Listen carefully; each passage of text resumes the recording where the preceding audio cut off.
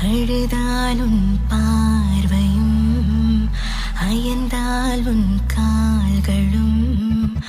அதிகாலையின் கூடலில் சோகம் தீர்க்கும் போதுமா நிழல் தேடிடும் ஆண்மையும் நிஜம் தேடிடும் பெண்மையும் ஒரு போர்வையில்